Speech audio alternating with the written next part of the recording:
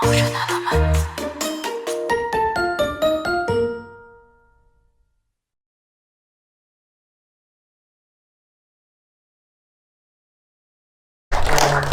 뭐 여러 가지로 다들 건강이나 이런 문제 신경 많이 쓰시는 중인데도 오늘 럭키몬스터 개봉을 앞두고 이렇게 관객들과 만날 수 있는 귀한 자리 제가 진행하게 돼서 너무 영광이고요. 그리고 또 자리해주신 모든 관객분들 다시 한번 진심으로 감사드리겠습니다. 네, 여러분 영화 재밌게 보셨죠? 지금부터 영화의 주인공들 무대 위로 모시도록 하겠습니다. 사실 여기 게스트님들 굉장히 일이 많아서 저도 오늘 너무 많이 기대했는데 방역이나 안전 문제 때문에 두 분 모시게 되었습니다. 네, 봉준영 감독님 그리고 김도훈 배우님 자리로 모시겠습니다. 김도훈 배우님 자리로 와주시고요. 봉준영 감독님 감사합니다. 네. 철저한 거리로 안전하게 행사 진행하도록 하겠습니다. 그리고 오늘 부득이하게 마스크 착용하시고 관객 여러분들 뵐 수밖에 없는 점 양해 꼭 부탁드릴게요. 자, 그러면 우리 김도윤 배우님부터 인사 한 말씀 먼저 부탁드려도 될까요? 네, 안녕하세요. 럭키몬스터에서 동생 연기한 김도윤입니다. 반갑습니다. 네, 감사합니다. 봉준영 감독님. 안녕하세요. 럭키몬스터를 연출한 봉준영이라고 합니다. 감사합니다. 네, 감사합니다. 네, 여러분 오늘 그 영화를 보셨으니까 아시겠지만 사실 이 영화 속에 굉장히 촘촘하게 진짜 많은 이야기들이 담겨 있고요. 또 여기 우리 김도현 배우님만 계시지만 워낙 다양한 캐릭터들을 볼 수 있는 작품이기 때문에 오늘 좀 영화에 대해서 깊이 있는 이야기들 감독님, 배우님의 생생하게 들어보고요. 그리고 관객 질문을 사실 그 원래는 마이크가 가서 받아야 하는데 현재 마이크를 공유하실 수가 없는 상황이라서 나중에 한 10분 정도 실제로 감독님이나 배우님께 궁금한 질문 있으시면 손 들어주시면 좀 부득이하게 육성으로 질문하는 시간 그래도 갖도록 하겠습니다. 이렇게 와주셨는데 직접 질문하시는 시간 없이 진행하면 그것도 너무 아쉬울 것 같아가지고 그렇게 진행하도록 하겠습니다. 네, 우선 이 럭키몬스터라는 작품을 만드신 봉준영 감독님께 먼저 질문 드릴게요. 되게 아이러니한 제목이기도 하고 되게 많은 뜻이 담겨있는 제목이기도 하고요. 이 제목과 이야기를 감독님께서 처음 좀 구상하시게 된 계기를 관객분들께도 간단히 설명 부탁드릴게요. 네, 처음 이게 이 영화를 만들려고 할 때 어떤 무슨 큰 줄기에 뭐 이성적인 그런 논리가 있었던 거라기보다 제가 그 머릿속에 그냥 있었던 그런 생각들이나 뭐 이미지들이랑 이런 것들을 조합해서 만들게 된 것 같아요. 네. 그래가지고 제가 그 한 인물의 약간 일그러진 인간상에 대해서 좀 그려보고 싶다는 생각을 했었고요. 네.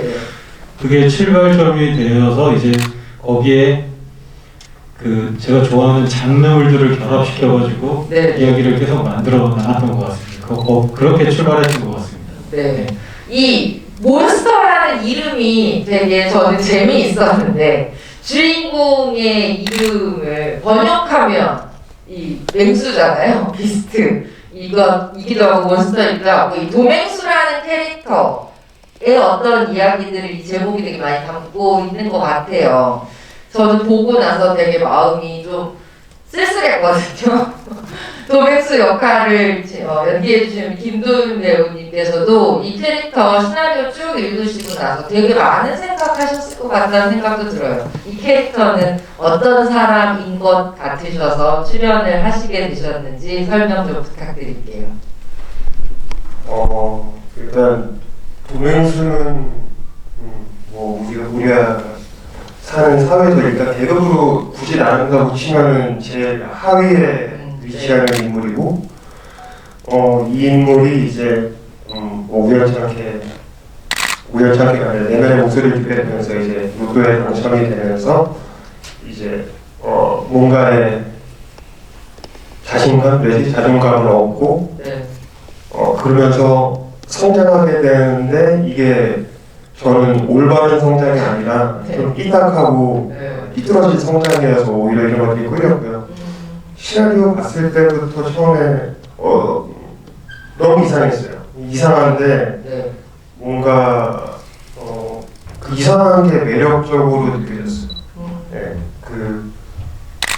이게 잘 좀 몰입이 될 만하면 갑자기 이상한 신들이 튀어나오고 몰입을 깨는데 네. 저는 그 몰입을 깨는 그 신들이 너무 매력적이더라고요. 그래서 이거 꼭 해보고 싶다. 그리고 좀 저한테는 나름의 큰 도전이었거든요. 그래서 이 도전을 한번 해보고 싶다라는 생각으로 참여하게 됐습니다. 네.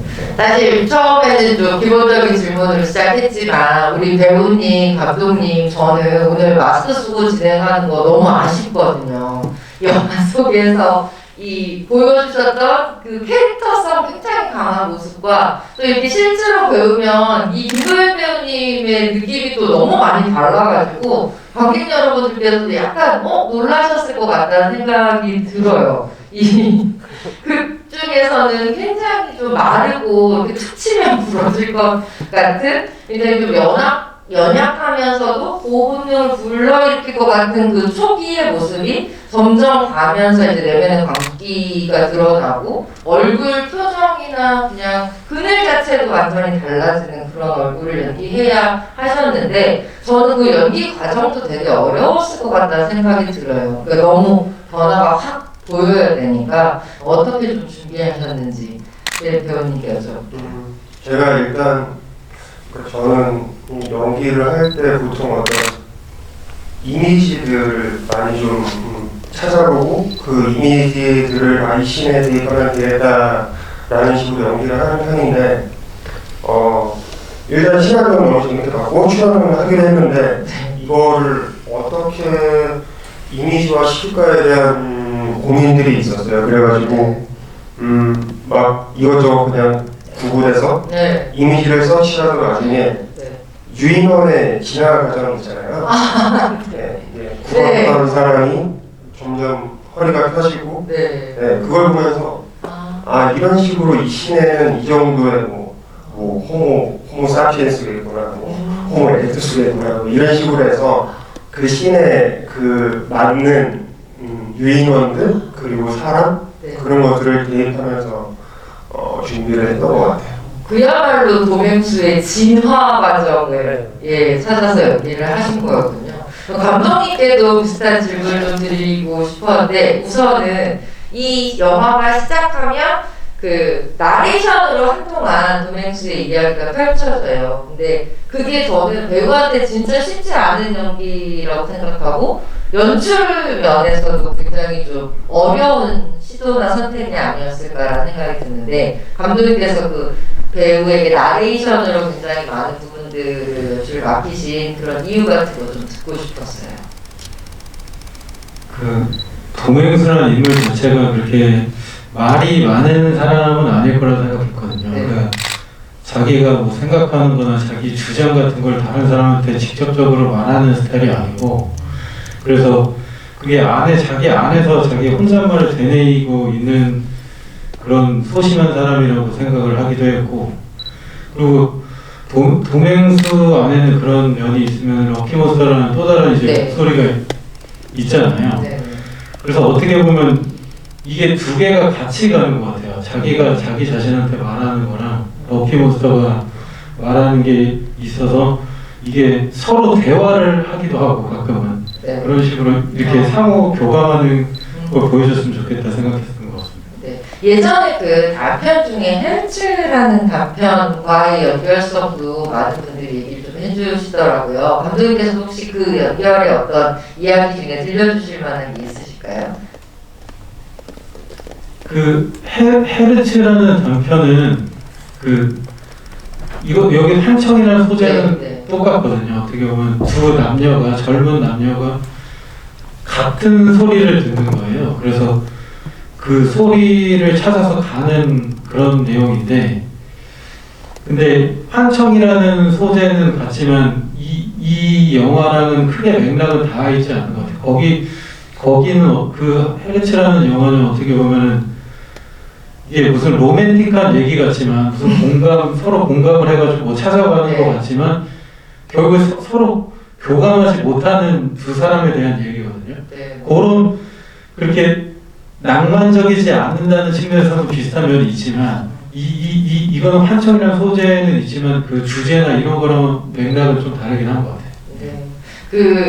저는 비슷한 질문 이번에는 우리 김도현 배우님께 나레이션을 하시면서 연기를 하시는 장면들이 되게 많은데 저는 보면서 되게 좀 새로운 느낌이었던 게 나레이션 자체도 사실 되게 어렵지만 대사하지 않고 연기할 때 되게 뭐랄까 마임이나 무성영화를 연기하신 것 같은 느낌이 들어서 그 두 개의 부딪힘이 저는 굉장히 새롭고 좋았거든요.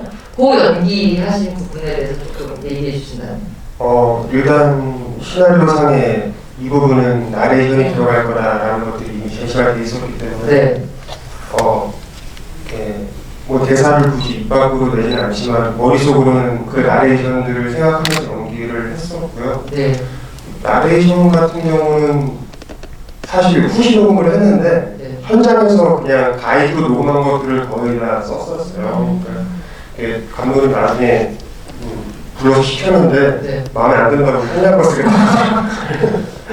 네, 그랬습니다. 그리고 제가 아까 대기실에서 살짝 엿드린 얘기가 있는데 그거 좀 이따 질문해야겠다고 생각했었거든요.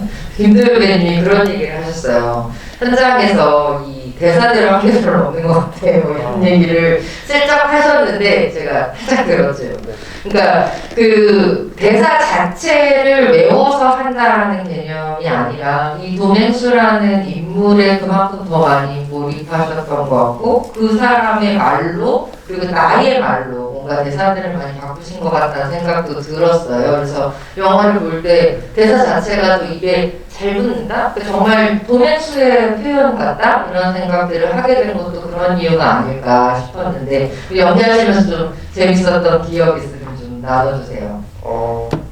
일단 뭐 대사 같은 경우는 이거는 뭐 감독님이 대사를 잘못 쓰셔서 그런 게 아니라 제가 대사를 연기하기가 너무 힘들어요. 근데 이건 이 작품뿐만 아니라 다른 작품도 마찬가지인데 네.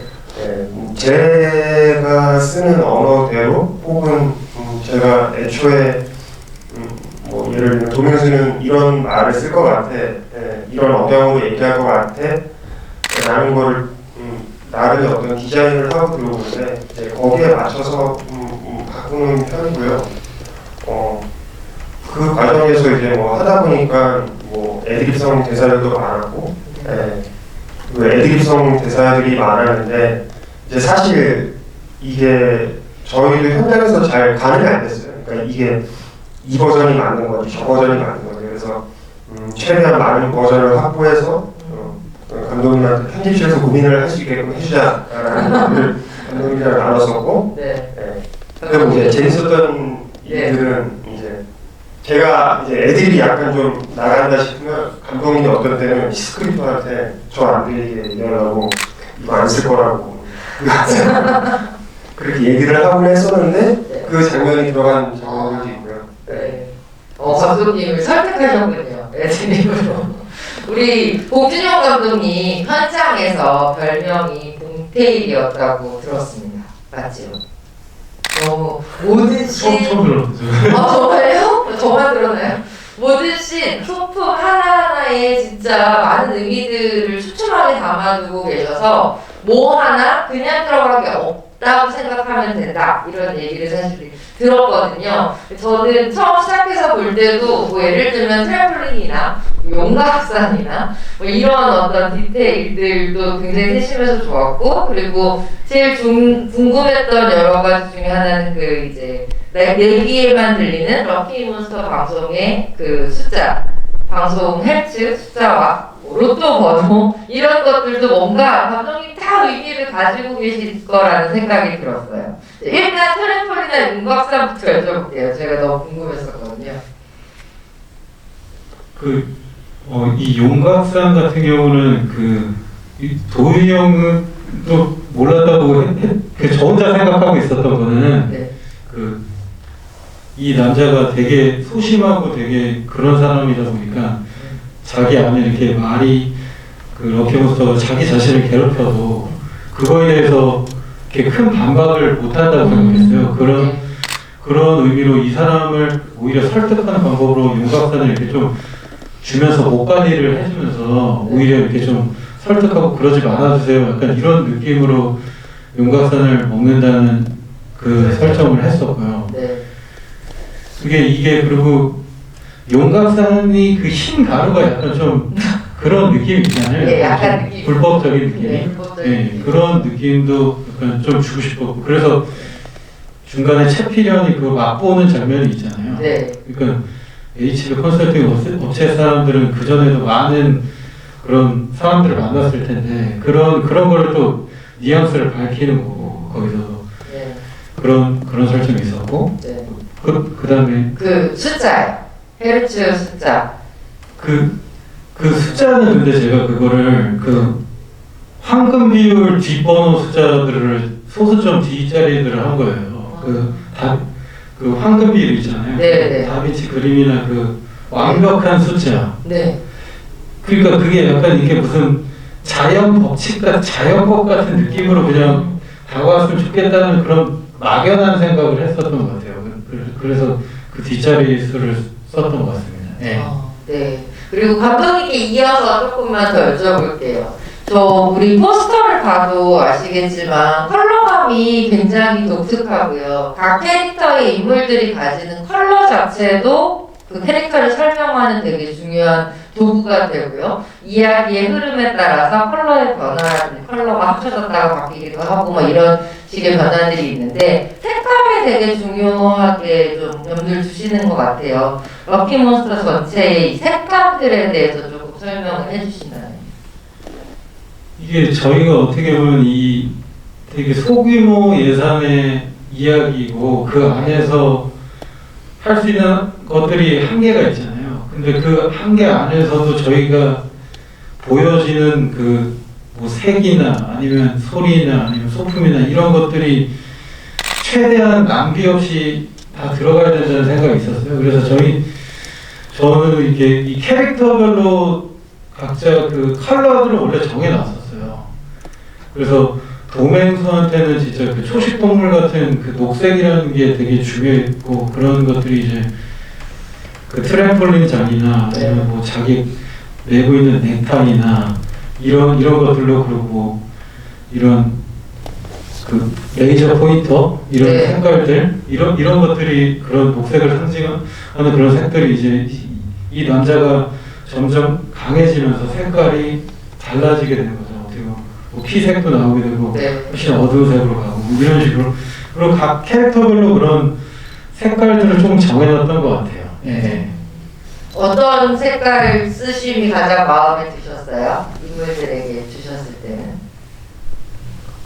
저는 근데 그 보라색 이런 네. 색깔도 제가 그 되게 좋아하는 색이기도 하고 저는 그렇게 들었어요. 보라색이 되게 약간 광기의 색이라는 네. 거를 옛날에 무슨 색 관련된 그런 책을 보다가 제가 네. 봤던 기억이 있고 네. 그리고 성리아도 어떻게 보면은 검정색이랑 이제 붉은색 계열 그리고 중간에 칙칙한 녹색 뭐 이 정도 세 가지 정도로 이렇게 나오게 되는데 거의 그러니까 집안에 있을 때는 거의 이 성리아라는 캐릭터는 되게 삶의 의욕도 거의 죽어 있는다는 네. 느낌으로 검정색을 입고 있는 것 같아요. 자기 욕망을 드러낼 때는 좀 붉은색 계열을 입고 있고. 네. 네. 그 현장에서 배우님, 감독님이 디테일에 되게 민감하시면 배우님들은 조금 힘들지 않으신가요? 어떠셨어요? 힘든데 또 감독님이 또 타협을 잘하세요. 그래가지고 포기할 것도 빨리 포기하고 그래서 막 이제 오히려 제가 초반에는 좀 많이 좀 집착을 했었던 것 같고 네. 근데 이제 어쨌든 이 영화가 한국영화 아카데미 작품이고 그 단체 특성상 감독님이 뭐 물론 연출도 하시지만 그 제작의 업무까지 같이 해야 되게 된다는 사실을 촬영 중간에 알았거든요. 그래서 제가 막 자잘한 것들로 감독님하고 막 시간을 보내고 있을 때 조용히 불러가지고 얘기를 하더라고요. 그러니까 저는 연출이기도 한데 제작도 해야 되니까 제작자이기도 하다. 그러니까 그렇게 얘기를 하더라고요. 약간 그러니까 비즈니스적 마인드를 함께 탑재하고 계신 배우님께 같이 여쭤볼게요. 조금 더 어떤 부분에 이렇게 집착하셨어요? 초반부에.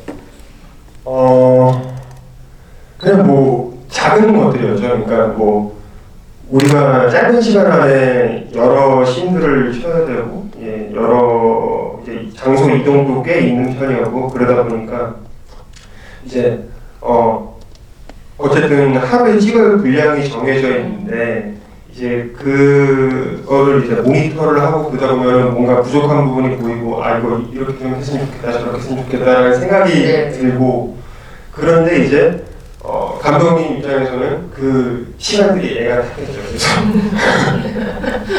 그래서 이제 감독님 어느 순간에 이제 모니터를 하는 거를 조금만 주시면 안 되겠냐라는 얘기를 하시더라고요. 네, 기분 좋으면서도 되게 약간 그런 마음 쓰이는 선택이었을 것 같아요. 배우가 그렇게 디테일하게 같이 신경 써주면 감독님이 너무 기쁜 일이죠, 사실은. 근데 이 캐릭터에서 또 하나는 우리 도매추라는 김도현 배우님이 연기하신 캐릭터가 어떻게 성장해 나가는 과정인데 거기에서 굉장히 강하고 개성 있는 캐릭터들이 만나고 헤어지고 부딪히면서 벌어진 일들이 되게 중요하잖아요. 이 사람의 성장에. 전체적으로 봤을 때도 캐릭터북이라고 할 정도로 다양한 캐릭터, 굉장히 개성 강한 캐릭터들이 있는데 이 많은 배우들이랑 이제 우리 김도현 배우님이 계속 합을 맞추셨을 텐데 배우님들이 다른 배우님들이랑 합 맞추시면서 좀 기분 좋게 기억 남았던 순간들 어떤 장면인지 몇 개만 알려주세요.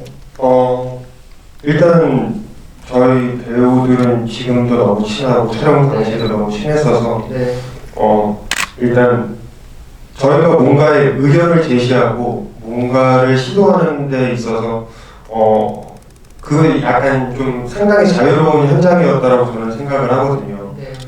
그래서 뭐 거의 모든 장면들이 저 혼자 찍는 장면 제외한 모든 장면들이 현장의 분위기는 되게 재밌었고요.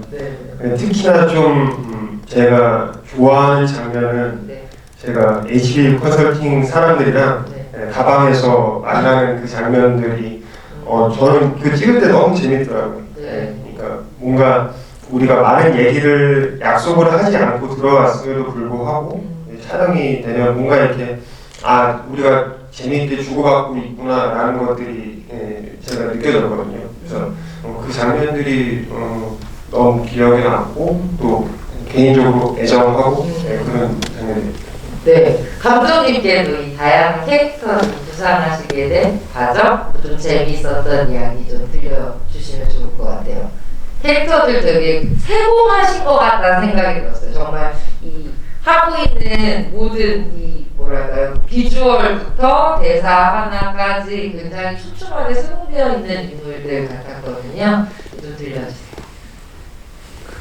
저는 그 캐릭터 자체도 이렇게 뭐 잠깐 나오건 많이 나오건 그런 거랑 상관없이 이 스토리랑 맞물려서 그래도 디자인이 돼야 된다는 생각이 있었던 것 같아요. 그래서 그러니까 저는 어떤 처음에 이렇게 디자인을 해놓은 그런 캐릭터들인데 그 배우분들이 이렇게 다른 거를 좀 더 추가하고 뭐 그런 것도 있었던 것 같고 오히려 그렇게 하면서 좀 더 풍부해졌던 것 같기도 해요. 저는 뭐 예를 들어서 뭐 HB 컨설팅 업체 같은 경우 저는 거의 약간 처음에는 약간 사람이라기보다 어떤 그냥 되게 뭐 추상적인 존재 같은 느낌을 원했거든요. 이 HB 컨설팅 업체 뒤에 무슨 큰 백스토리가 있다기보다 어떤 이게 추상적인 힘인 그런 느낌으로 생각을 했었는데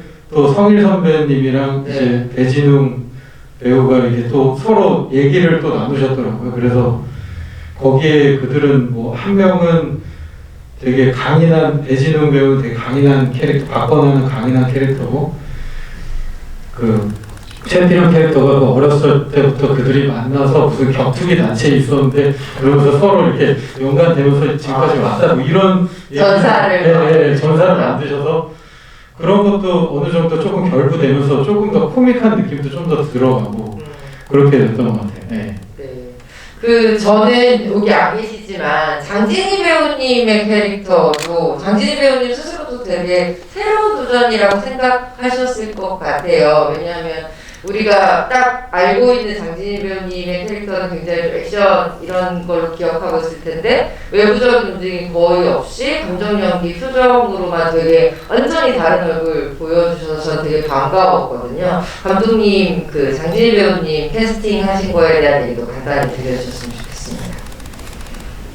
처음에 장진희 배우님은 원래 근데 이게 또 다른 캐릭터 인물들이 더 있었어요. 또 다른 이전에 복권에 당첨됐던 여자 캐릭터가 원래 있었거든요. 그게 HB 컨설팅이랑 연결돼서 캐릭터 관련된 백스토리로 그런 것들이 있었는데 그 캐릭터로 원래는 이렇게 같이 뵙고 얘기를 나눴는데 좀 뭔가 되게 날 것 같은 느낌이라고 그럴까 그런 게 저는 좀 있었어요. 네. 그냥 너무 이렇게 딱 너무 장제된 느낌이라기보다 그런 느낌이 이 캐릭터에는 조금 맞을 수도 있겠다. 다만 거기서 모든 안에 있는 걸 다 표출하는 스타일이 아니라 모든 걸 다 억제해서 안에서는 담아놓고 조금 다르게 말을 하는 그런 사람. 어떻게 보면 모든 사람한테 좀 친절해 보일 수도 있고 조금 불친절해 보일 수도 뭔지 모르겠는데 그런 걸 했으면 좋겠다라는 생각을 했던 것 같아요. 네. 저 질문 하나만 감독님 배우님께 드리고 객석에서 여러분들 관객 질문 받으려고 하거든요. 질문하고 싶으신 분들 조금 이따가 손 들어주시면 될 것 같습니다. 로또를 맞았다라는 일은 많은 사람들이 생각하기에 굉장히 좋은 일 같잖아요. 진짜 럭키하고 기분 좋고 행복한 일 같은데 이 영화가 본격적으로 하드코어해지는 되게 보는 사람들을 굉장히 뭔가 쫄깃쫄깃 움찔하게 만드는 그 시점이 오히려 로또가 당첨된 이후라는 말이죠. 저는 그 설정이 굉장히 독특하다고 생각했어요. 연기하시는 입장에서도 이건 어떻게 해야 되지? 라는 생각을 좀 하셨을 것 같아요. 이 영화 안에서 이 로또가 주는 의미가 무엇인지에 대한 생각을 감독님, 배우님 각각 하셨을 것 같거든요. 감독님께 좀 먼저 여쭤봐도 될까요? 이 로또 50억 이 숫자는 어떻게 나오는지?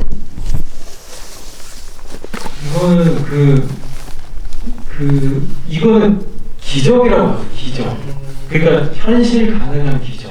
네. 어떻게 보면은 기적이라는 것이 공중 부양을 하거나 장풍을 쏘거나 이런 거라기보다 되게 현실 가능한 기적은 어떻게 보면 돈이 아닐까라는 생각을 했었던 것 같아요.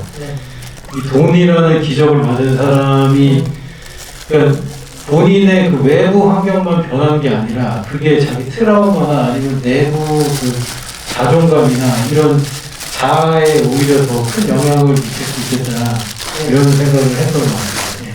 50억 원 정도면은 진짜 큰 돈인데 근데 더 큰 돈으로 생각하실 수도 있잖아요. 저는 왜 50억 원인지 좀 궁금하긴 했는데 이게 저도 좀 찾아보면서 근데 당첨자가 여러 명일 때도 있거든요. 그러면은 되게 훨씬 더 나눠갖고 좀 작게 맞아요. 현실적인 느낌에서 그래도 가장 꽤나 큰 혼자 당첨됐을 때 되게 큰 금액은 그 정도로 디테일에 의한 증거에 의한 거거든요. 예, 김도현 배우님 이 영화 속의 로또 도대체 이 도면수에게 로또는 무슨 의미였을까요? 사실 도명수가 로또가 당첨되기 전까지는 돈을 받아내기 위한 사채업자 빼고는 아무도 도명수한테 관심이 없었거든요. 네.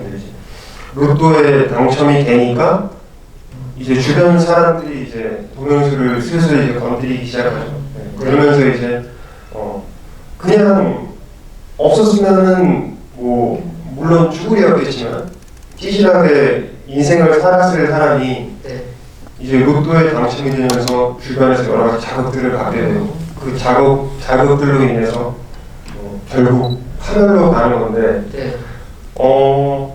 저는 그 로또 당첨된 게 이 동명수한테 잘된 일인가? 라는 생각을 많이 했었어요.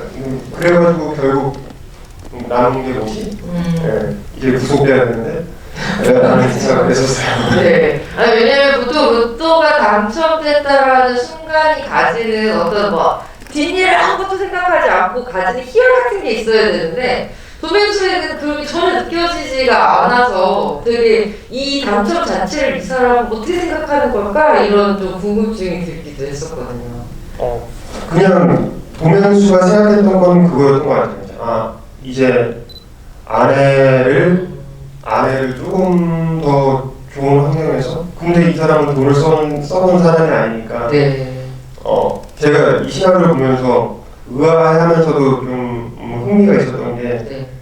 얘가 로또가 되고 나서 제일 먼저 하는 게 뭐 부동산을 사거나 네. 자동차를 사거나 이런 게 아니라 네. 먹고 싶었던 음식을 잔뜩 시켜놓고 그거를 이제 먹는 거였거든요. 네. 그 도명수한테는 이게 참 뭐 그냥 아내를 찾을 수 있는 하나의 조건이 됐을 뿐이지 뭔가 뭔가 이거로 인생이 많이 바뀌었다 라는 것보다 이제는 사치업자와 이별할 수 있겠구나 정도의 의미였던 것 같아요. 근데 이제 주변에서 다른 자극들이 들어오니까 이 일들이 점점 커진다라고 생각했어요.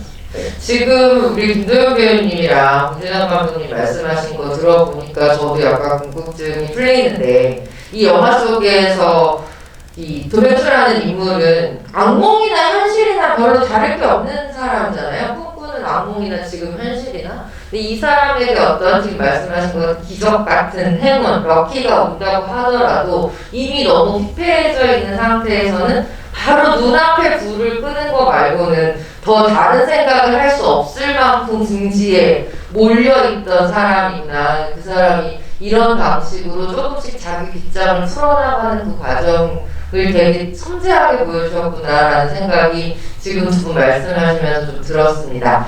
네, 자 이제는 객석에서 관객 여러분들께 질문을 좀 받고 싶은데요. 예, 편안하게 손 들어주시고 말씀 부탁드립니다. 가운데 관객님. 네. 네, 영화 잘 봤습니다. 저 질문 두 가지 드리고 싶은데요. 네. 그 아까 161803 사고 발표리스에 대한 의미가 궁금한데 아까 설명해 주셔서 네. 약간 풀렸는데 네. 그 숫자가 그 황금 비율 소수점이라고 자연법을 상징하는 것 같아서 그거를 쓰셨다고 하니까 왠지 제가 그 로또 번호로 그걸 써야 될 것 같아요. 혹시 허락 받으시는 건가요? 지금 로또 번호로 그 번호를 써도 괜찮은가? 감독님이나 감독님께서는 그 번호로 로또 해보신 적 없으세요? 또 하나는 네. 그 저기 HB 컨설팅을 소개할 때 명함같이 그 전화번호 그 사고가 그 각인된 그게 주사위였거든요. 네. 근데 그 주사위는 그 랜덤 그 인물성을 상징하잖아요. 네, 근데 네. 여기서는 혹시 배우님 주연 배우 그 주요 조연 배우님 숫자 합해서 6이라는 숫자 때문에 그런 거 있잖아요. 다른 의미가 있으신지 주사위에 대한 의미와 그리고 감독님께서는 그 번호를 혹시 로또를 해보신 적은 없는지 물어보셨어요. 이거 전에도 한번 말씀드리죠. 저희가 이게 용지가 필요해가지고 소품으로 그게 나와야 돼가지고 네. 그거를 저희가 해보셨어요? 몇 번 해봤죠. 그래서 해서 되면은 좀 제작비 보태고 나눠가자는 얘기를 많이 했었어요. 네, 그래서 저는 이쪽으로 해서 하긴 했었어요. 네. 그러나 다 안 됐죠, 다 안 됐죠. 네. 네, 알겠습니다. 그러나 꼭 지금까지 안 됐다고 해서 앞으로 안 되는 건 아니기 때문에 네. 좋은 있었으면 좋겠고요. 주사위의 의미에 대해서도 말씀해 주셨어요. 근데 이거는 어떤 논리적인 막 그런 게 있었다기보다 이게 전반적으로 그 이름들이 이름들이 그 인물들이랑 좀 안 어울리는 측면들이 있어요. 그 되게 맹수도 어떻게 보면 그 자기 캐릭터랑 안 어울리고 어떻게 보면 최필연 캐릭터도 필연이잖아요. 필연 우연이 아니라 필연이면 근데 주사위는 우연적이거나 그런 반대되는 의미가 있어서 그거는 제가 그냥 재밌을 것 같아서 그냥 그렇게 하는 것 같아요. 네. 감사합니다. 네, 또 다른 질문 받도록 하겠습니다. 손 들어주시면 예 편하게 말씀해 주시면 됩니다. 뭐 감상을 나눠주셔도 좋고요. 네, 여기. 간단한 질문인데 영화 끝나고 도맹수의 삶은 어떻게 진행됐을지 한번 네, 이거는 우리 배우님이 먼저 한번 얘기해 주시고 감독님 말씀해 주실 것 같아요. 네, 아까도 얼핏 말씀드렸는데 저는 구속이 돼야 된다고 생각을 합니다. 네. 현실적으로. 네. 사실 지금 영화 장면에는 지금 편집으로 나오지 않는데 이제 도명수가 마지막에 또 그 보라색 옷을 입고 네. 아 그게 도명수라는 사실도 밝혀지지가 않구나 그죠? 네. 어떤 인물이 보라색 옷을 입고 다시 그 강광을 띄고 있는데 이제 그 주변에 안개꽃이 놓여져 있는 그 장면이 있었어요. 근데 이제 그건 이제 편집에서 날라가는데 그 안개꽃의 꽃말이 죽음이라는 꽃말이잖아요. 네. 제 생각에는 이 인물은 뭐 폭주했지만 하얗게 타버렸을 것 같아요. 네. 그래서 그 뒤에 잘 살았을 것이다. 저는 개인적으로 그렇게 생각을 합니다. 감독님 생각은 다르실 거예요. 감독님.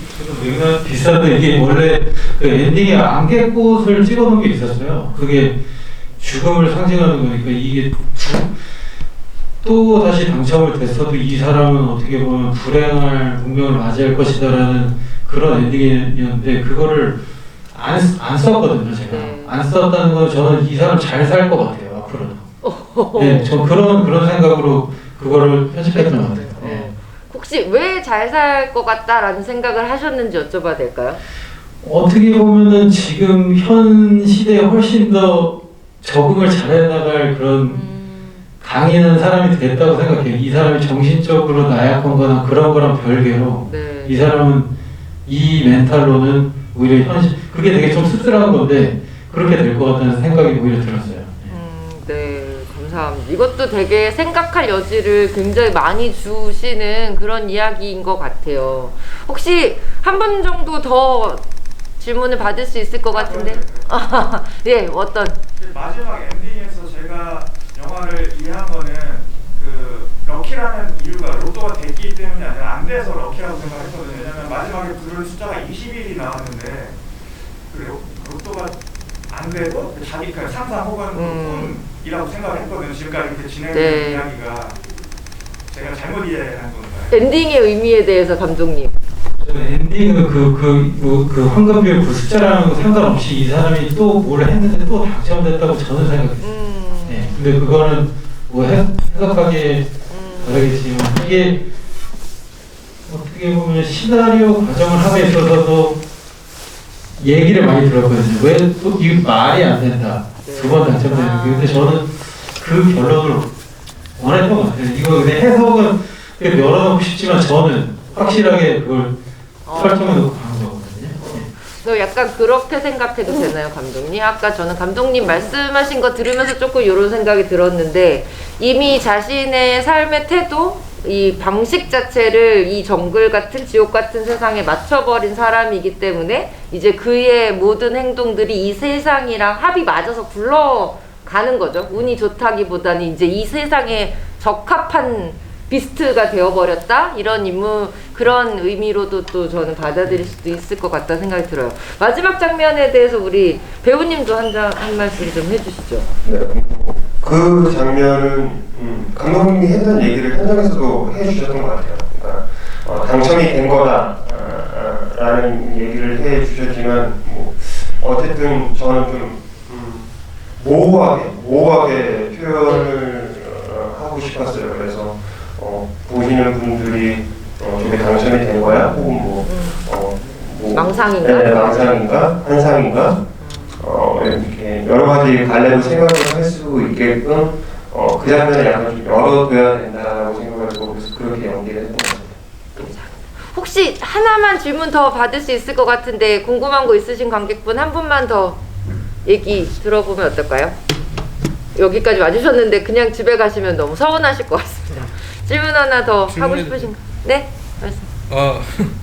그 도명수의 삶같이 현실 삶에서도 럭키 같은 그런 전환점이라는 포인트가 있으셨는지라 또 다른 거는 네. 그 감독님한테인데요. 네. 그 마지막에 아내를 이렇게 살해하는데 네. 그거 말고 또 다른 반전 스토리가 원래 뭐 편집이라든 뭐 있었는지. 없어졌던 거데 다른 스토리로 이렇게 하려다가 바뀌신 건 있는 부분이 있는지.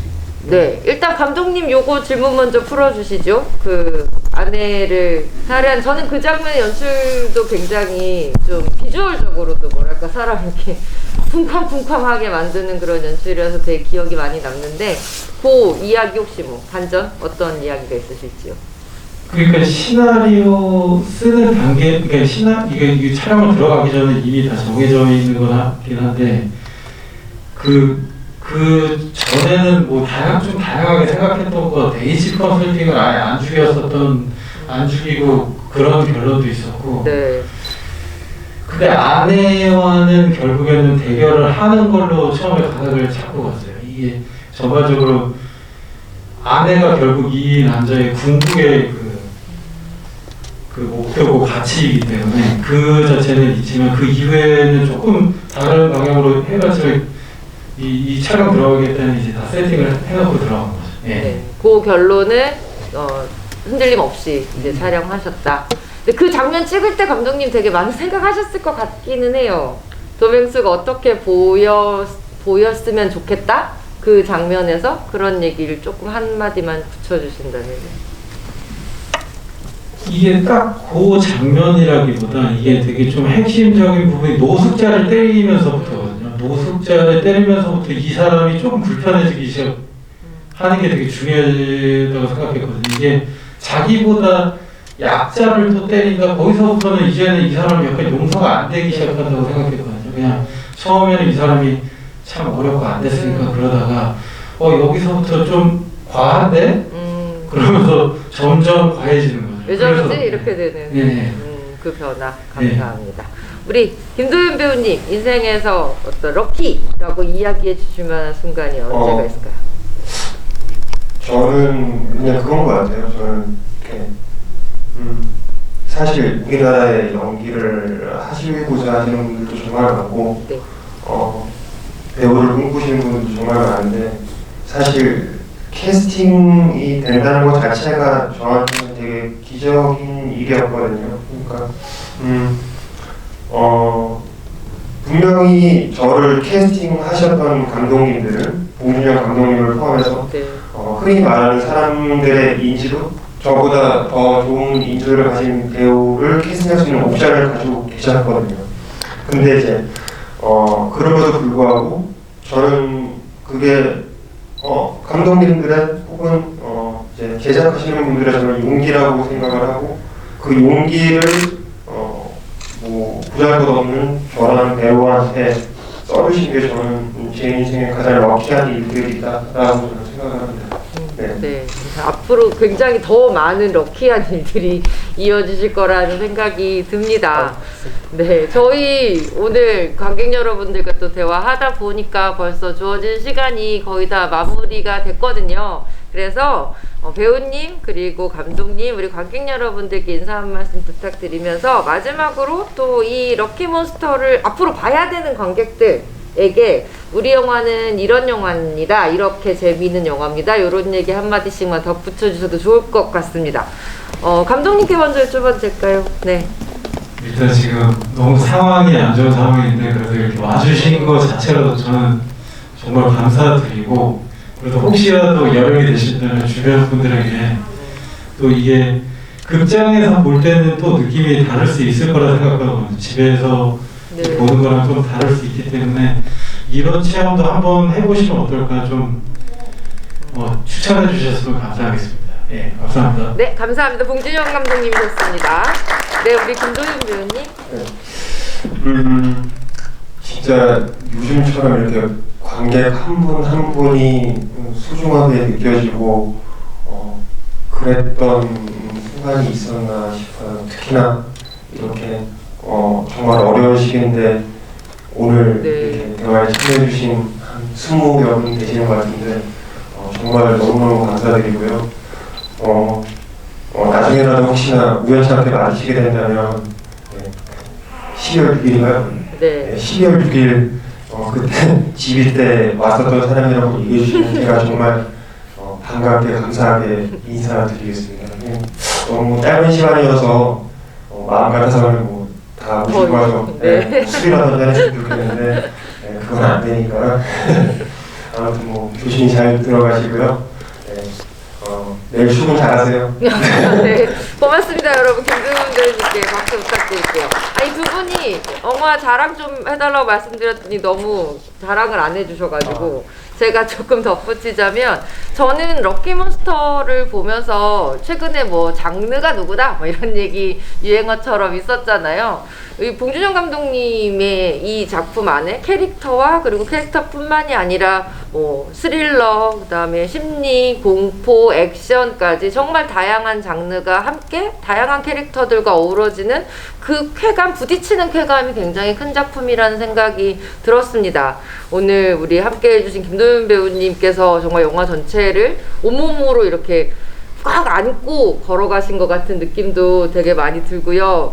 그리고 하나하나 되게 작은 소품 하나에도 봉준영 감독님의 컬러 그리고 생각이 담긴 것 같아서 굉장히 뜻깊게 봤습니다. 작년 부산국제영화제에서 이렇게 크게 호평받았던 데는 다 그만한 이유가 있구나라는 생각도 했고요.